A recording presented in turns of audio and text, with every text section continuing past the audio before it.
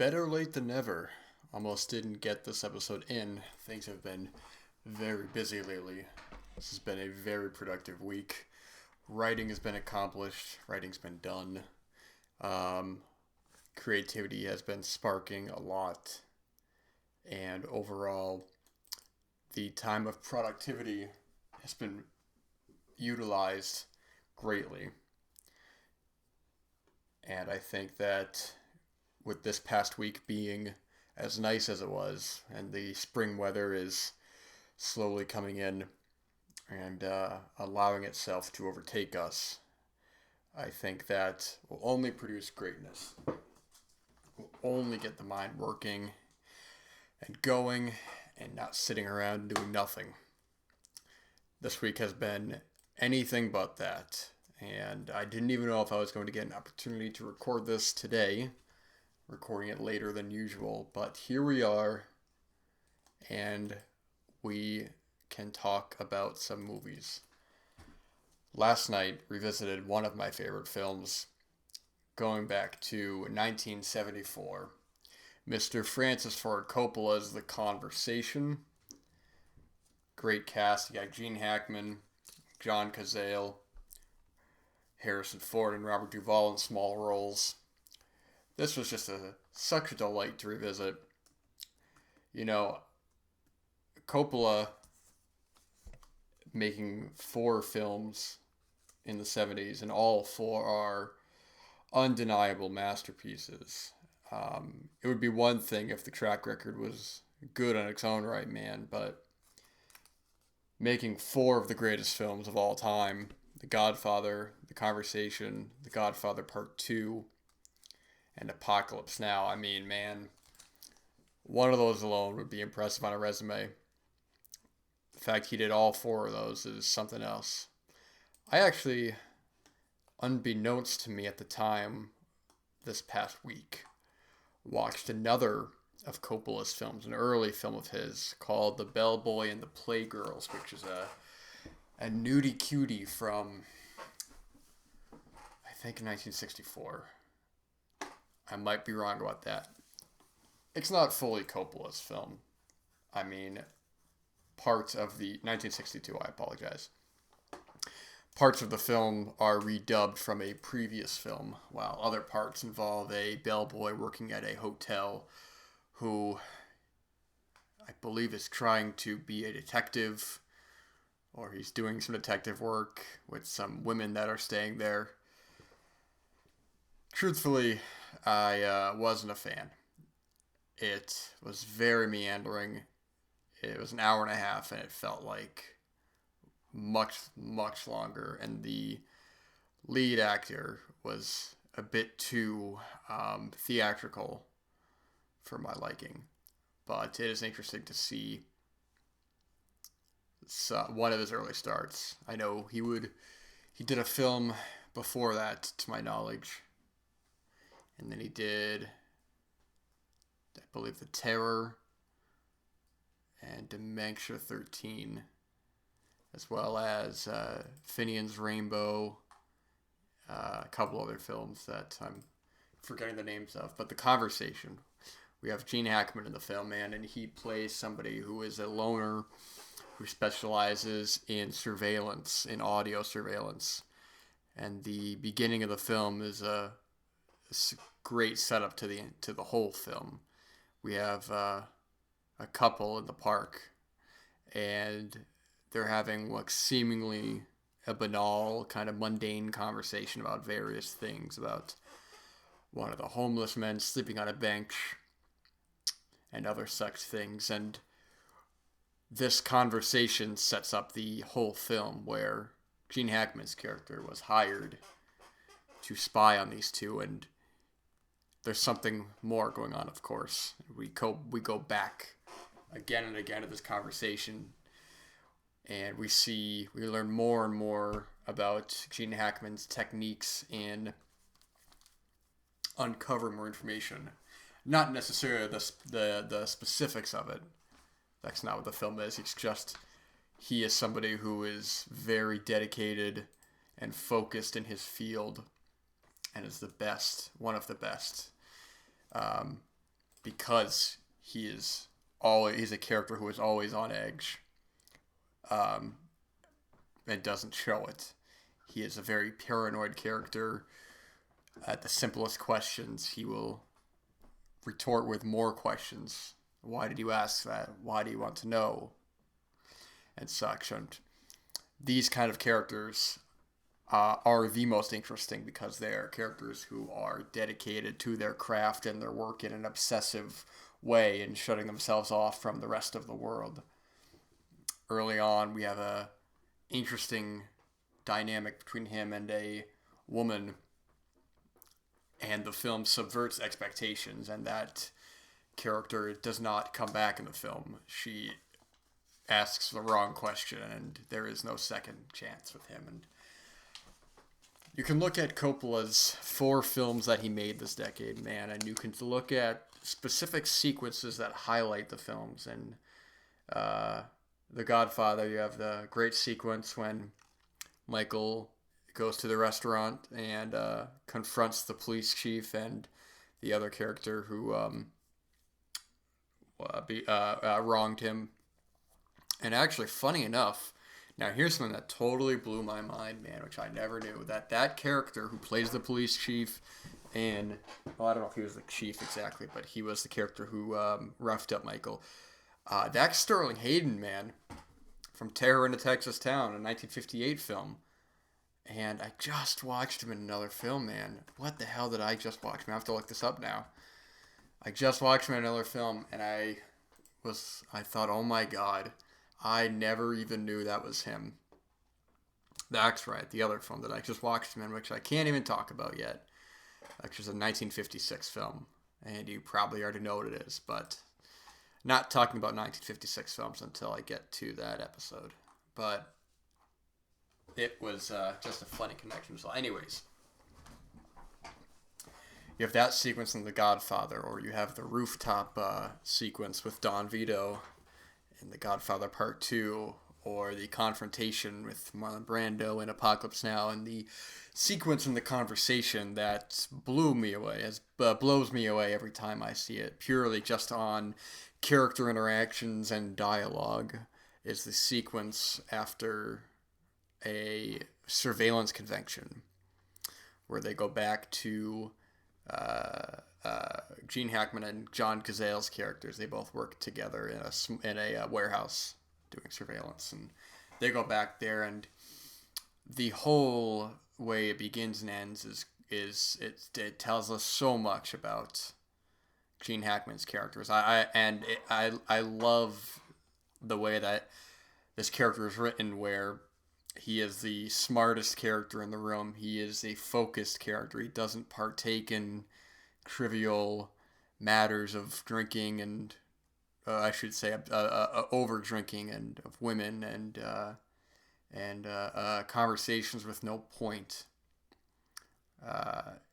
But once that another character sort of puts a crack in the armor, it's explosive. And when I say explosive, I don't mean a lesser actor and lesser writing would have that character start yelling and screaming, and the drama would be screaming and yelling would be mistaken for written drama, which is what I see so often. Is that the performance was so good, and then you watch it, and the character's just yelling and crying, and you go, well, you perfected the art of yelling and crying, but you didn't really get much of a performance. But Gene Hackman's reaction says so much. And what I love in that sequence is the guard being built up and him socializing and trying to divert it. And then once he has a crack in his armor, he goes right back to his shell. And the fallout of that and what happens the next day, it's just a masterclass in filmmaking. And the way that this film goes along and the way that Coppola shoots certain sequences, it feels very procedural. There's a great moment when Hackman's character just keeps re-listening back to this audio again and again, and this technique doesn't work, so he tries a different technique to get some more frequency out of it. Or I'm not sure the exact terminology behind the audio, but he just keeps trying. He's focused, man. He's somebody who's determined. We have John Cazale in the film, the late great John Cazale, and he is getting on his nerves. We see that, we feel that. We're trying to piece it all together, and it's just a simple sequence of changing a couple things and maybe not quite getting there, but maybe there's some new information, and it's genius, man. And the third act, I mean, I watching it again this time, I somehow miraculously had forgotten the reveal in this film. This is my third time seeing the film, and it's been quite a while since I've seen it last. But the reveal, when you finally find out what it's all about, what's going on, it is something that it's masterful, man. It totally subverts your expectations, not once but twice. And when you get to the finale of the film, it has one of just a strong ending, strong final shot, final sequence too. I think that's something that Coppola does so well, is the final sequence, the memorable endings of these films. You never forget the ending of The Godfather, especially not The Godfather Part 2, the iconic image of a certain character sitting, looking out at what just happened. Or Apocalypse Now, the aftermath of the past 5 minutes. And The Conversation is a film that, I mean, you have two kings of the 70s, Coppola and Hackman, and together you have one of the strongest films ever. And an obvious double feature would be with Brian De Palma's Blowout, which is another phenomenal masterpiece about sound recording for a film and the conspiracy that goes with that. That is more of a wrong place, wrong time. This film is more of not. What's the phrase I'm looking for? How far are you willing to go for the truth, and what is the outcome of the truth? These paranoid types of films, I love. I'm not paranoid myself about this stuff. In fact, if I was in this situation, I would say, hey man, this audio is all yours. Just give me my money and I'll be on my way. But we learn more about Hackman's past and why you can understand why he would not want to back down. Unlike a film like The Parallax View, which is another phenomenal film. Alan Pakula. Or Pacu, I've heard it pronounced different ways, but you have Warren Beatty's character in that film who is a reporter and for all intents and purposes would be smart to back off at multiple points in the film, but his cocky arrogance leads him down a bad rabbit hole, whereas in this film you can totally understand why he would, because of something that has happened before and wanting to right the wrongs of his past. And it's just a chilling film, incredibly chilling ending, and I just think one of the strongest films in Coppola's resume, in a resume that's already filled with masterpieces.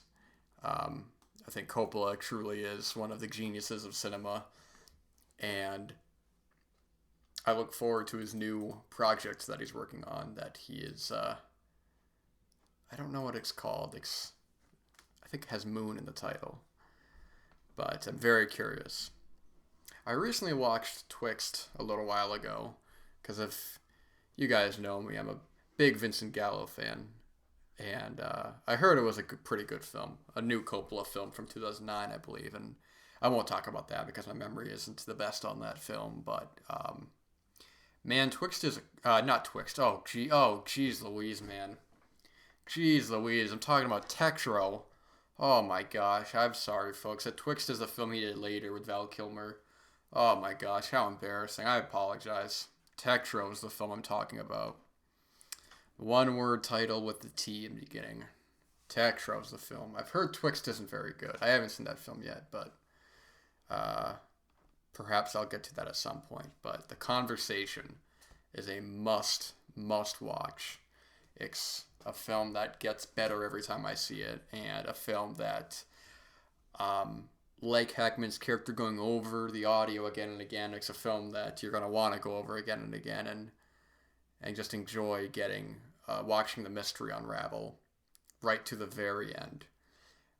Just a phenomenal piece of obsessive characters, isolated obsessive characters, not just isolated characters who are phenomenal at something but are not impenetrable with their skill. Think of The Color of Money with Paul Newman. One of the best sequences in that film is when Paul Newman realizes that he may not be the best anymore, and well, that's a conversation for another day. Another great, right there, Scorsese. It's late when I'm recording this, so I apologize if my memory is a little fried, but I want to talk about another film. 1968, The Great Silence, directed by Sergio Corbucci, starring Klaus Kinski and Jean-Louis Trintignant. And I tell you, talking about mind being blown, because I was watching this film and I was going, who is that lead? It's not Franco Nero, but this is a film that I imagine Franco Nero could have easily starred in. But he looks like Franco Nero, so I look up and it's Jean-Louis Trintignant, and I go, oh my gosh, man, I just talked about him. If you remember from the first episode, we talked about My Night at Maud's, directed by Eric Romer. And he is unrecognizable going from this film to that. He has no dialogue in the film. He is the silent lead. He's a mute gunslinger who only goes after those, who can only attack, I should say, if he icks in self-defense. There's a great sequence early on when he provokes a guy just by opening the door. And the way that scene ends, it's just genius, man. And there's beautiful open vistas of white, snowy, cocaine white landscapes, man, in this film. You don't see a whole lot of winter westerns. And I imagine that Tarantino must have been influenced by this for The Hateful Eight. Hell, especially with the sequence with the door being open. If you've seen The Hateful Eight, that's a running joke for a while, is the door being open. That could easily be a reference to The Thing from Another World, but there's no way that Tarantino isn't a big fan of this film, and for good reason. This was a film that I always heard about in terms of the best and most violent westerns. I think 42nd Street Pete talked about it briefly in his book, which is where I believe I heard of it. Or maybe not heard of it, but kind of kickstarted me getting this film. I believe he may have mentioned Cutthroat Nines as well. Another phenomenal, mean-spirited Spanish Western. I believe it's a Spanish Western. Cutthroat's Nine is a terrific film and a must-see. This film is not as violent as Cutthroat's Nine. There is definitely blood in the film, but Cutthroat's Nine is much more mean-spirited and gruesome. There's a great sequence, great moment at the beginning of Cutthroat's Nine of a character getting killed with a chain, and we see the chain going into the chain being submerged pretty much in the guy's skin. Kind of like if you've seen Don't Torture a Duckling, the way a character is killed in that film is kind of the same thing, but a great silence. There's a great back and forth between Klaus Kinski and Jean-Louis Trintignant. Klaus Kinski is just messing with him. There are great sequences where he knows that he can't get him unless it's in self-defense, and he just totally messes with him. And they have a great back and forth. Klaus Kinski is such a great bastard in the film, and also another thing I forgot to mention before in terms of The Hateful Eight, which there's no way, man, this is too coincidental to not be referenced, but there's a whole sequence where I believe there's a sheriff in one of the towns who has to get in a carriage, and Klaus Kinski is a bounty hunter, and he is just relentless after people, and he has a whole bunch of bodies that he wants to put on top of the carriage, and that has to be a nod from Tarantino. There's no way that it can't. And if it isn't, or if it was not intentional, then I believe there has to be some subconscious there. Like I said, beautiful open landscapes in this film, great white landscapes. The violence in this film, it's gruesome, but it's not exploitive. Characters are openly shot in the face, and the violence is more emotional than it is exploitive. And the ending of the film is um, incredibly powerful. I think the ending of the film is something that a lot of people talk about, but the emotion behind it and the surprise behind it is just as important, because more so than where the film ends up is what happens. I'm trying to phrase it in a way that's not spoilery, but you don't think a character will go as far as they were willing to, and they say a line after a horrible act of violence has just happened, and that line says it all, and it's incredibly chilling. It's just an incredible film. I don't know how well seen this is. I think this is one that Western and cult fans might know about, but I don't know how talked about this is. Sergio Corbucci. It's just, I believe he directed. Oh, geez, Louise, this is gonna be. This is where I might bite my tongue. I think he directed Sabata with Lee Van Cleef, but I might be wrong about that. So please don't quote me on that. I could look it up, but I'm not going to. The Great Silence, though. This has a Blu-ray out. I rented this. This is a terrific, terrific film, and one of the strongest. I don't know if this was. Well, I guess the release dates might be kind of tricky because people like to classify pre and post westerns of the Wild Bunch, but I think. Well, the Wild Bunch was a year later, but I'm not sure the release date on what this is. Doesn't matter. But either way, this is a must-watch for sure. Been getting a lot of work done lately, so the some of the films that I watched recently are ones that I could go into, but for the sake of time, I'm going to narrow it down to one more. I'm going to talk about one more here, and then we're going to get out of here, because I see that time is, like always, not on my side. Let's see.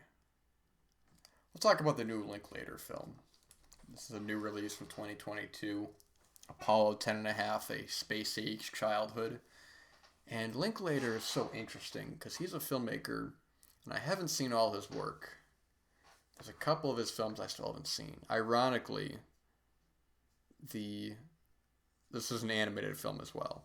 And I say ironically because I think his most famous and well-known animated film has got to be Waking Life, which I haven't seen. But he also did A Scanner Darkly, which I have seen and quite enjoy, although I remember being very confused by the end of that film and needing to reference other material to fully, I guess, understand the conclusion.